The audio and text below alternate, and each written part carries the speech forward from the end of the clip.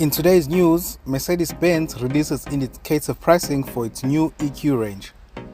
Sticking with Mercedes, they have updated their CLA range. Finally, the Everest Wildtrack has been revealed. Put on your seatbelts and welcome to That Drive News.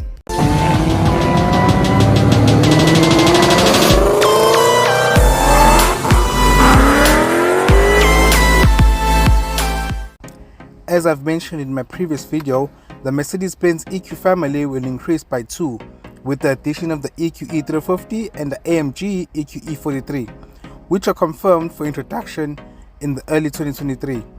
The first customer deliveries are expected to take place by March. I covered these models extensively in my previous video, but as a reminder, from launch there will only be 2 offerings, the EQE 350 Plus and the EQE 43 4MATIC. The latter which is fettled by performance specialist AMG.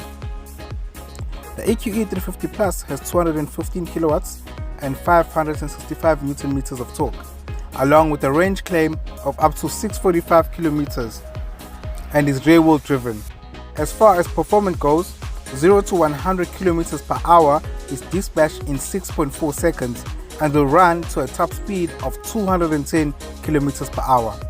For those wanting some electrified performance, the Mercedes-AMG EQE 43 4MATIC has 350 kilowatts and 858 Newton meters of torque. There is a motor on each axle and it will sprint to 100 kilometers per hour in a claimed 4.2 seconds.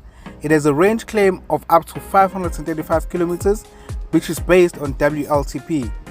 Before we get to pricing, just a side note.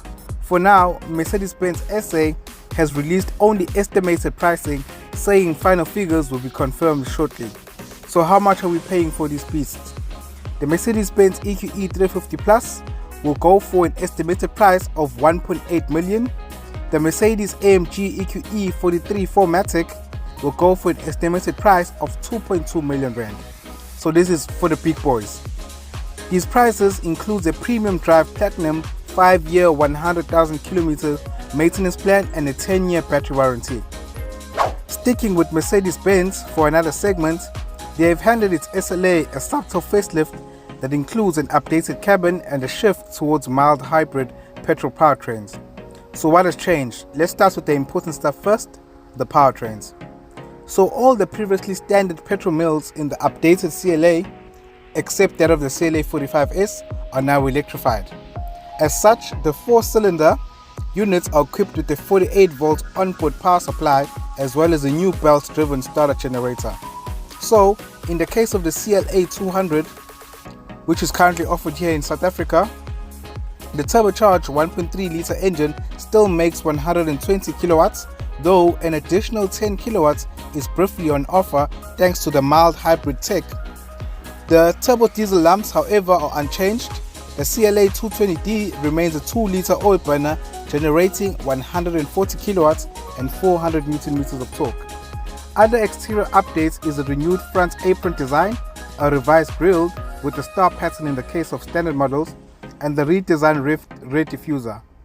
High performance LED headlamps are now standard, and there are 2 CLA exclusive colors, Hyper Blue and Spectral Blue. Inside, you'll again find a freestanding double screen, though it now incorporates a 7-inch and a 10.25-inch display as standard.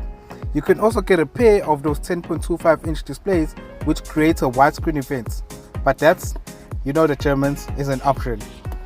The steering wheel is in Napa leather or Artico synthetic leather, and there are new trim elements. The new CLA will also get wireless Android Auto and Apple CarPlay. Finally, the AMG pair has not been forgotten also, as the all-wheel drive CLA 45S sticks with an unchanged version of its high output 310 kilowatts and 500 Newton meters of torque turbocharged 2-litre 4-cylinder engine. The likewise all-poor CLA 35's 225 kilowatts and 400 Newton meters of torque in their 2-litre units gains a 48-volt electrical system and a belt-driven starter generator. And again, it also gives it a boost of about 10 kilowatts at a limited time. A limited edition 45S has been introduced, which is called the Street Style Edition. which comes with some fluorescent orange accents. So what do you think, guys? Is this enough to sell your kidneys? Has Mercedes done a good job? Let me know down in the comments. Guys, hear this. The rumors were true. Ford has revealed the first ever Wildtrack version of the Everest, handing its adventure SUV a trim level which was previously only reserved for the Ranger.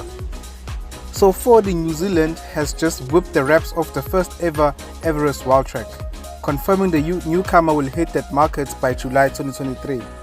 So what makes it a Wildtrack? Well, this top spec version of the Dearborn-based automaker's 7-seat SUV features what Ford described as a range of design and styling enhancements that emphasize the vehicle's off-road attitude. Like the Ranger equivalent, this high-spec iteration of Ford's leather frame SUV will be available in the Wildtrack only Lux yellow exterior paint color, the first time this hue has been offered on the Everest, though the lineup will also include black, white, grey, aluminium and orange paint options. The Everest Wildtrack furthermore scores a model-specific grille, front bumper along with 20-inch alloy wheels with boulder grey detailing. In New Zealand, the Wildtrack derivative will ship with a 12.4-inch fully digital instrument cluster and the Powertrain-oriented 12-inch touchscreen. It will also feature a 10-speaker audio system and wireless smartphone, charging as standard. In South Africa, the Everest range, which is imported from Thailand, currently comprises of only the Sport and Platinum variants. We're still waiting for Ford Motor Company with feedback on whether the Everest Wildtrack is also destined for local shows. I'll update you if there's any change with regards to that. So what do you think, guys? Did Ford make a good move with transferring their Wildtrack over to the Everest? Tell me what you think down below. We have reached our destination for this week. If you like what you saw, be sure to subscribe, smash that like button and ding that bell icon to be notified of future uploads. Remember, normal speed meets every need.